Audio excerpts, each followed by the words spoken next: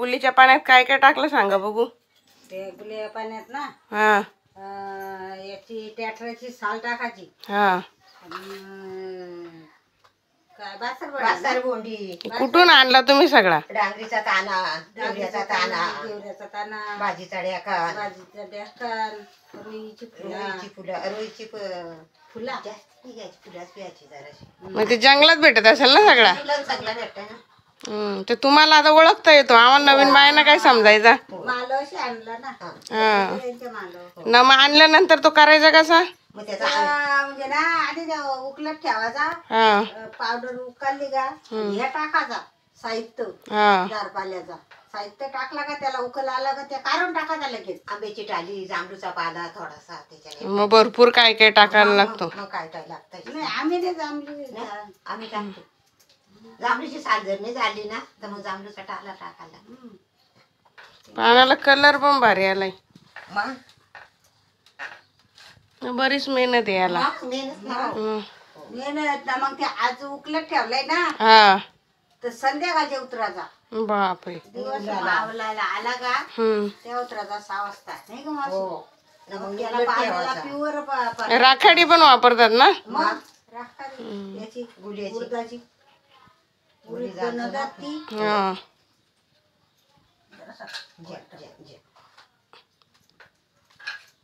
आता हे तुम्ही कसं कडक मळायला घेतलाय का नरम. कडक मळायचा. दात आहेत ना तुम्हाला.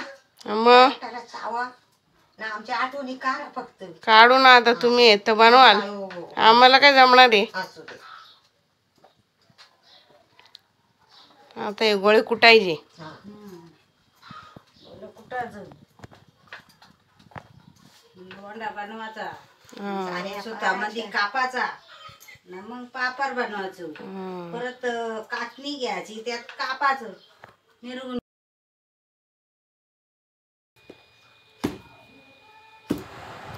पापड पूर्ण कुटण्यावरच आहे. आपण जेवढं त्यांना कुटू पिठाला तेवढे पापड खुसखुशीत व छान होतात.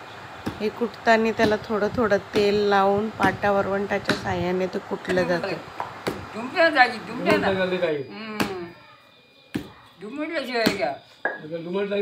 खालीवर काय करायचा. इकून तिकून दुमतो झाले चिमटा झाला पाहिजे गोळा.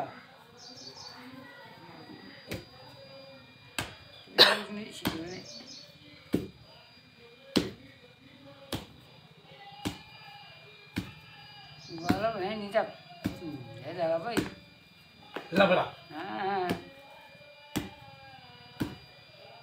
इकडून आता त्याचे तिकडं ते तिकडून काही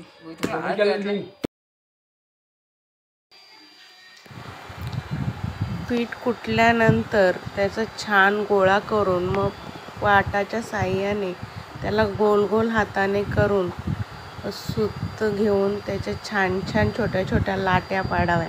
व त्यानंतर पापड लाटण्यासाठी त्या लाट्या मग छान होतात.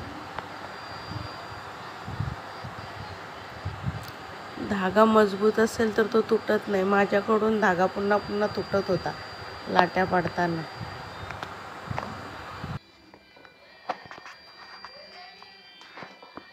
मम्मी मध्ये तर हात आलता माश माझा. आता जास्तीत जास्त महिला मशीनच्या साह्यानेच पीठ मळून व कुटून आणतात. पण आमच्याकडे पारंपरिक पद्धतीनेच केले जातात. घरीच पीठ मळलं जातं व त्यानंतर कुटून केलं जातं. हे खूप मेहनतीचं काम आहे.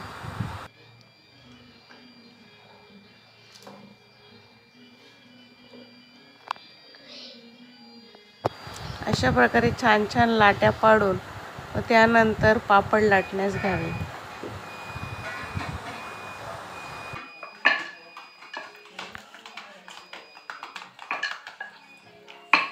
मम्मी ज्या वस्तूला पार लागलेली असेल. पापड थोडे सुकल्यानंतर मी चव बघण्यासाठी पापड व मिरगुंडी तळले. तर ते चवीला खूप छान लागले. आपण जे गोळीच्या पाण्याचे पापड आणि मिरगुंडी करतो ते खूप छान होतात. त्यांना मेहनत खूप असते पण ते चवीला इतके छान लागतात. खूप असे उत्कृष्ट चवीचे आमचे पापड झालेले आहेत. तुम्हीही नक्की ट्राय करा, घरी बनवून बघा. आम्ही मिरगुंडीही केली, ती पण मी तळली, खूप छान लागली.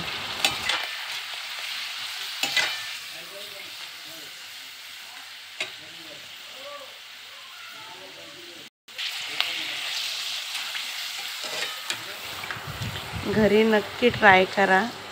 घरचे जे पापड आहेत ते चवीला खूपच छान लागतात. एकदा बनवून बघा.